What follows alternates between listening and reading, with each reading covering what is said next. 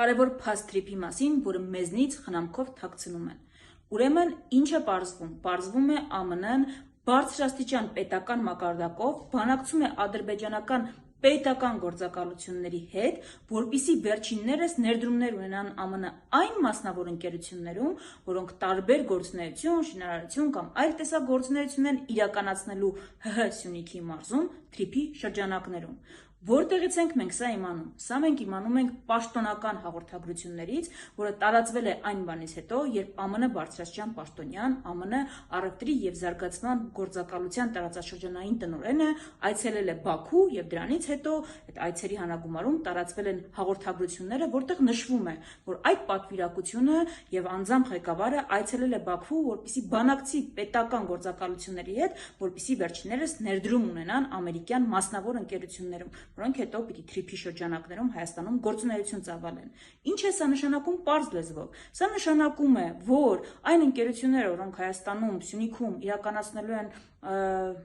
շինարարություն, այլ տեսակի գործունեություն, ամենևին կարող են ամերիկյան չլինել, այլ նրանց կապիտալի մեծ մասը, ի վերջո որոշումների կայացումը կարող է իրականանալ Ադրբեջանում ու Բաքվում, քանի որ ներդրումների մասին են բանակցվում։ Այստեղ կարևոր է նաև, որ սա ինքնուրույն կամ ինքնագլուխ ամերիկյան կողմը չէր կարող անել եւ գնալ պետական մակարդակով բանակցել Ադրբեջանի պետական գործակալությունների հետ։ Այստեղ հետեւապես արկա է պայմանավորվածություն, որն էլ իրականացնում է ամերիկյան կողմը։ Այսինքն, երբ մեզ վարդագույն շղարշի ներքո ներկայացնում են, որ ամերիկյան ներդրումներ են հոսելու, ամերիկյան կապիտալն է, որ աշխատանքներ է իրականացնելու Սյունիքում, իրականում փաստորեն բանակցվում է, որպեսզի դա լինի ադրբեջանական կապիտալը։ Եվ ես դեռ չեմ խոսում մնացած խնդրահարույց հարցերի մասին, փոխադարձության սկզբունքը, որ չի պահպանվել, այսինքն այն ռեժիմը կլինի back office, front office, ռոբոտներ կամ առանց ռոբոտներ, որը նկարագրվում է